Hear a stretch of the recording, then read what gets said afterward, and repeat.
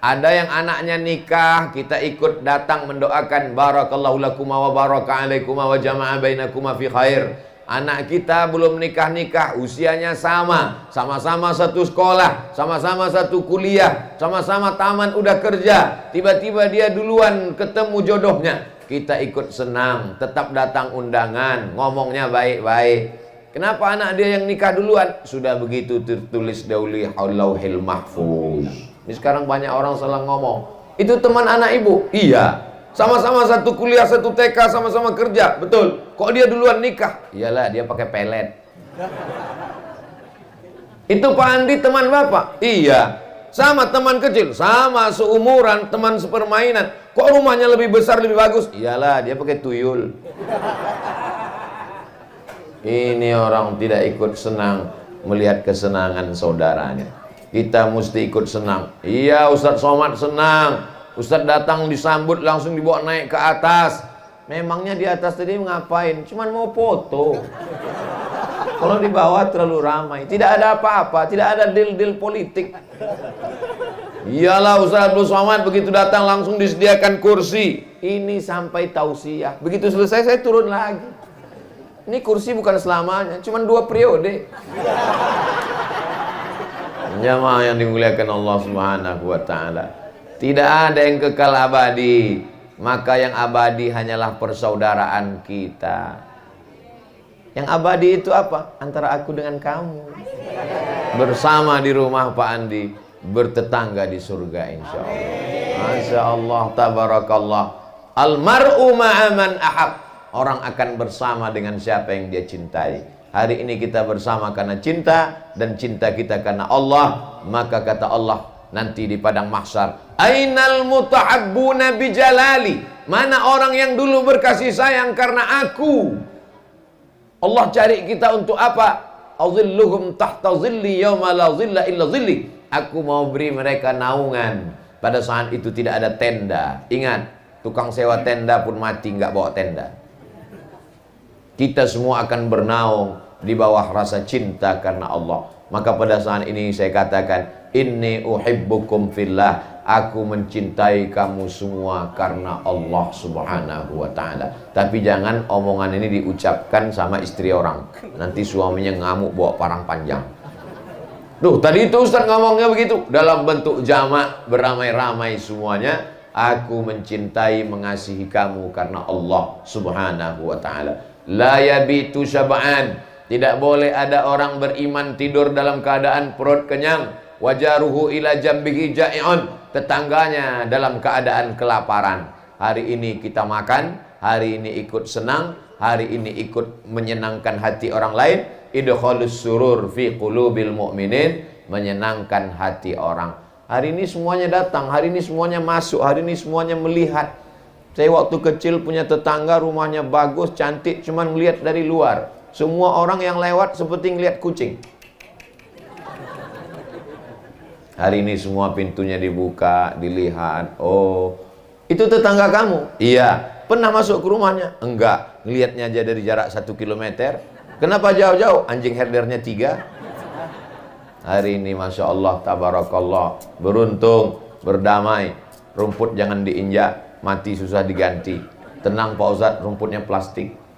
Bapak Ibu yang dimuliakan Allah Subhanahu wa ta'ala. Ini poin yang kedua. Poin yang ketiga, ketika Nabi Muhammad SAW sampai ke rumah sahabat, lalu Nabi mengatakan, aina turidu an usalliya, di mana kamu mau tempat aku sholat. Nabi minta tempat sholat di pojok rumah. Bekas sujud Nabi itu dijadikan sebagai musolla dalam rumah. Pelajaran yang ketiga, buatlah di dalam rumah itu ada tempat sholat, bukan tempat somat. Di dalam rumah ada tempat sholat. Tempat sholat itu gunanya untuk apa? Bukan untuk sholat subuh, zuhur, asar, maghrib, isya. Karena laki-laki sholatnya di masjid. Laki-laki yang sholat di rumah itu laki-laki solehah. Adapun tempat sholat itu gunanya sholat duha, sholat tahajud, sholat witir. Kenapa nggak di sembarang tempat aja, di ruang tamu, di dapur kan bisa. Supaya kalau kita mati meninggal dunia, anak kita sholat di situ meneteskan air mata dan dia ingat dulu almarhum bapak saya kalau bangun jam 2 malam saya lihat dia sholat tahajud di sini. Sekarang dia sholat Rabbi fili wali walidayya. Alhamdulillah Pak Ustadz, di rumah kami ada tempat disko, ada tempat mabuk sakau bersama. Nanti pas bapaknya meninggal, dia pun ngajak teman-temannya, hai guys, ayo kita mabuk bersama, kita kirimkan dosanya untuk beliau. Oke. Hari ini Bapak Ibu boleh tersenyum dan tertawa, tapi nanti apa yang saya katakan ini menjadi fakta dan nyata bagi orang-orang yang tidak memperdulikan pendidikan agama. Jadi hari ini nampaknya Pak Andi beserta keluarga mengundang Ustaz Abdul Somad, tapi sesungguhnya manfaatnya buat kita semua. Saya pun sebenarnya sedang mengingat-ingatkan diri saya, anak saya, keponakan saya, kerabat, sahabat, tetangga saya yang nonton juga. Oh, ternyata begitu. Kalau kita punya rumah, buatkan satu pojok tempat sholat, namanya disebut dengan musolla al-bait. Dan bagi perempuan yang nanti kalau dia maaf dalam keadaan berhalangan tidak bisa iktikaf di masjid, maka dia bisa iktikaf di musolla al-bait menurut mazhab Hanafi. Adapun menurut mazhab Syafi'i dia mesti ke masjid.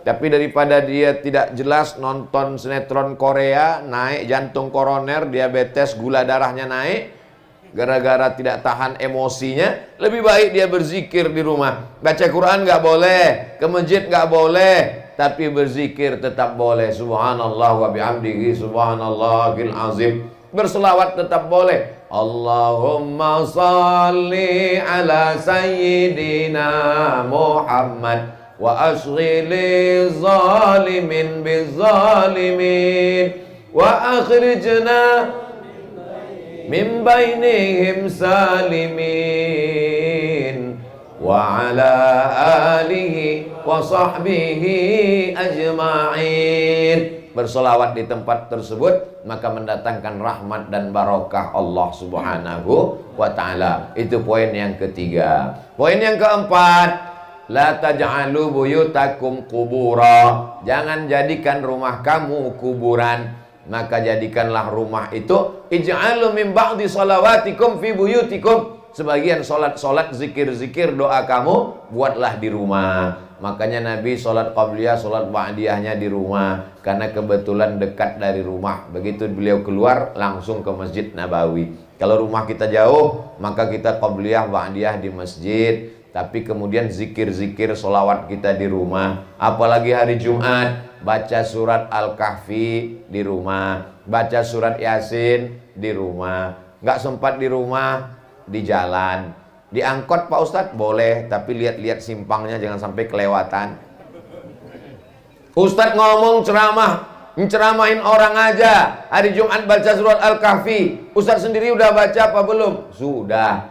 Tapi kan capek, malam tadi pulangnya sampai jam 12. Tidak ada kata-kata tidak baca surat Al-Kahfi. Bagi yang belum baca, siang nanti masih bisa. Siang nggak sempat, nanti sore masih bisa. Sebelum azan asar, setelah asar, hari Jumat waktu mustajab, diantaranya setelah asar, menjelang tenggelam matahari, masih ada kesempatan. Kalau sudah azan maghrib hari Jumat sore, habislah waktu keutamaan. Man qara'a surat Al-Kahfi, yang baca surat Al-Kahfi yaumal jumu'ah, hari Jumat, sore Jumat, malam Jumat, adha'a lahu min nur, Allah berikan dia cahaya ma bainal jumu'ataini, sampai Jumat berikutnya. Wa idza quri'al Qur'an, kalau kamu baca Quran, fastami'u lahu, dengarkan baik-baik, wa ansitu, diam, la'allakum turhamun.